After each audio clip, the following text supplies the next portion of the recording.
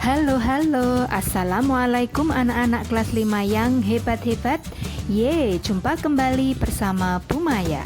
Bagaimana kabarnya hari ini? Semoga kalian tetap semangat dan bahagia. Oh iya, pernahkah kalian mengalami pilek atau flu? Nah, pilek atau flu merupakan salah satu contoh dari gangguan pernafasan.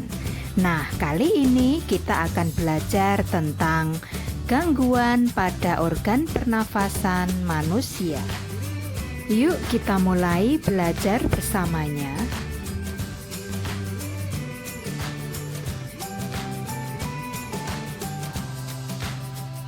Kita dapat mengalami batuk atau sesak napas saat menghirup udara yang tercemar atau kotor.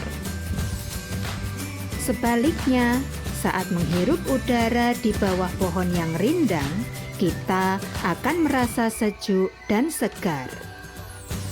Organ pernafasan dapat mengalami gangguan akibat udara yang kotor atau kebiasaan hidup yang tidak sehat. Pohon adalah penghasil utama oksigen di bumi, sehingga membuat udara menjadi sejuk dan segar. Selain itu, pohon bisa menyerap gas berbahaya yaitu karbon dioksida dan akan diolah menjadi oksigen. Oleh karena itu, mari kita banyak menanam pohon di sekitar kita agar bisa mengurangi gangguan pernafasan di bumi. Nah, berikut beberapa faktor yang menyebabkan gangguan pernafasan. Yang pertama yaitu faktor fisik, yaitu adanya kelainan pada organ pernafasan. Contohnya adalah bayi yang terlahir prematur, yaitu belum waktunya lahir tetapi sudah lahir.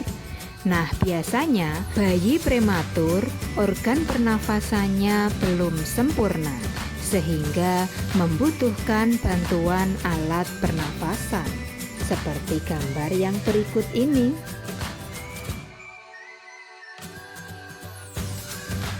Kemudian faktor yang kedua yaitu faktor penyakit. Faktor ini disebabkan oleh adanya penyakit-penyakit pernafasan seperti influenza, asma, bronkitis, emfisema, dan kanker paru-paru. Kemudian untuk faktor yang ketiga yaitu faktor lingkungan. Lingkungan udara yang tercemar atau kotor menyebabkan oksigen menipis atau bercampur dengan gas-gas berbahaya yang dapat membahayakan organ pernafasan kita. Nah, berikut ini beberapa penyebab pencemaran udara. Yang pertama yaitu hutan yang terbakar atau dibakar. Kemudian yang kedua, asap kendaraan bermotor, asap rokok, dan yang terakhir yaitu asap pabrik. Semua asap-asap tersebut dapat mencemari udara dan membahayakan organ pernafasan kita. Untuk selanjutnya, berikut penyakit-penyakit yang menyerang pernafasan kita. Yang pertama yaitu penyakit asma. Asma bisa terjadi karena adanya penyumbatan saluran napas yang disebabkan karena alergi. Bisa karena alergi udara dingin, debu, kecapean, atau ada tekanan psikologi. Kemudian berikut gejala dari asma, yaitu sesak napas, dahak sulit keluar, dan sering batuk saat malam atau dini hari.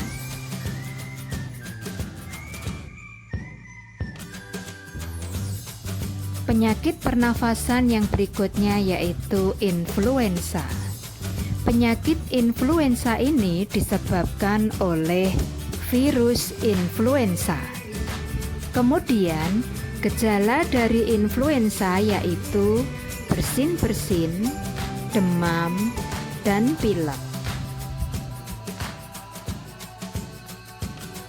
Untuk penyakit pernafasan yang berikutnya yaitu TBC.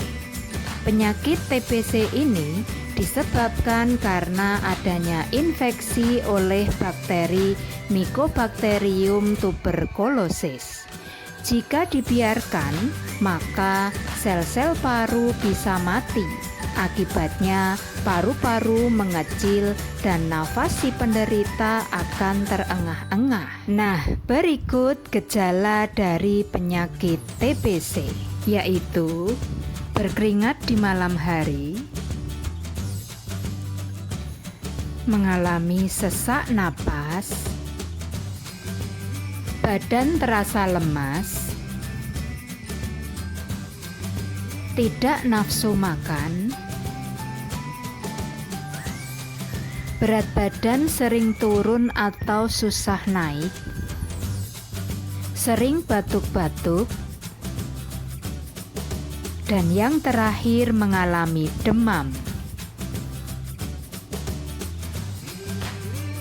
Kemudian untuk penyakit pernafasan yang selanjutnya yaitu emfisema. Emfisema ini disebabkan karena paru-parunya membengkak. Hal tersebut disebabkan karena pembuluh darah pada paru-paru kemasukan udara.